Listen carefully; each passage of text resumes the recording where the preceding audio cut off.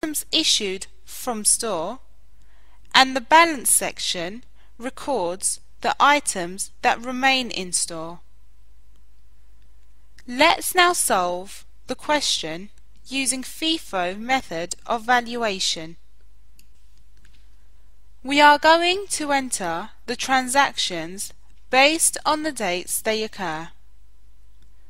According to the question, on 1st of April, opening stock of 120 units amounted to £780. This transaction is neither issue nor receipt and should be recorded in the balance section.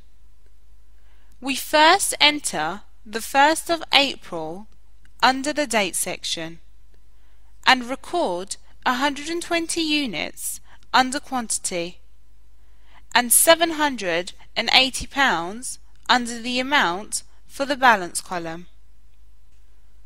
Note that the price per unit is calculated by dividing the £780 by 120 units, and the answer is £6.5 per unit.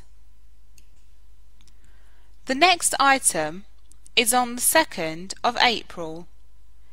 80 units were bought at a price of £8 per unit. Note that all purchases are entered under the receipt column. 2nd of April is entered under the date section.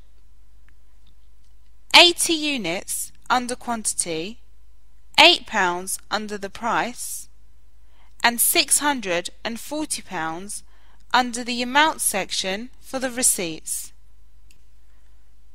It is important to calculate the balance for each date. To know the balance on this date, we add 80 units to 120 units to get 200 units, which are entered under quantity of the balance. We also add £640 to £780 to get £1,420, which is recorded under the amount section for the balance column. On 8th April, 60 units are to be issued. Remember that we are using FIFO method, and the price of the first items that came in would be used to issue out first. The first items are the 120 units with an amount of £780, which is £6.50 per unit.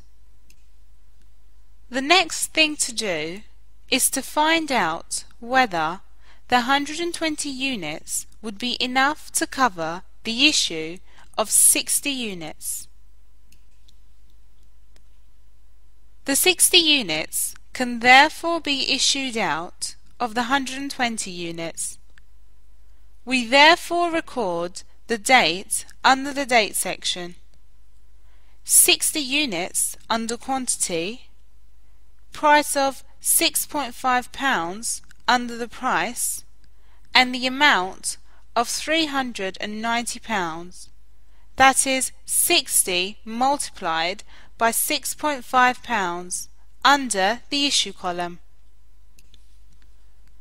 The balance is calculated by subtracting 60 units from 200 units to get the quantity of 140 units, and £390 from £1,420 to get £1,030 for the balance.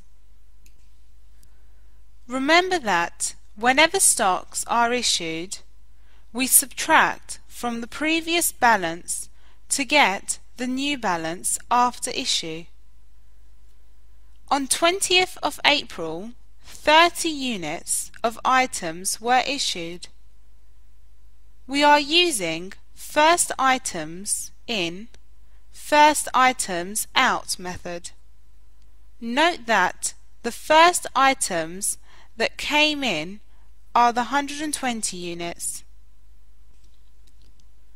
Out of the 120 units with the price of £6.5 each, we have already issued 60 units.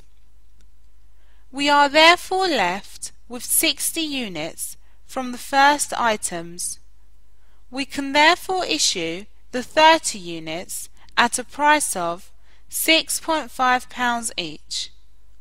We then enter the 20th of April under the date section.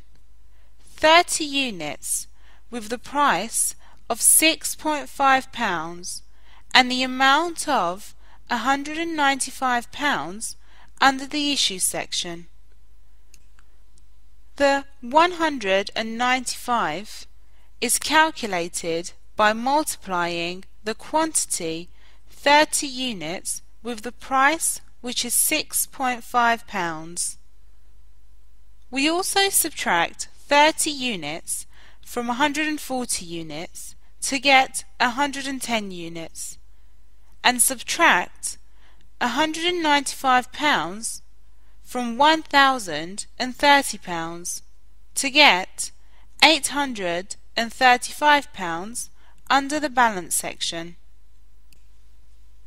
On the 25th of April, 90 units at a price of £8 were purchased. This is a receipt item. We enter the date under the date section. We enter the 90 units under the quantity, £8 under the price, and £720 under the amount for the receipts section.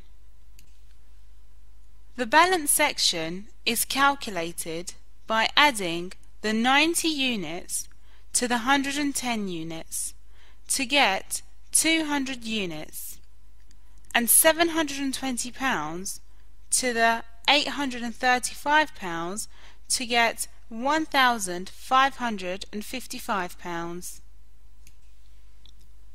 The 200 units represent the quantity of stocks left, and £1,555 is the value of stocks. The total stocks included in the cost of sales are 90 units with an amount of £585. Let's now look at how we can use the LIFO method.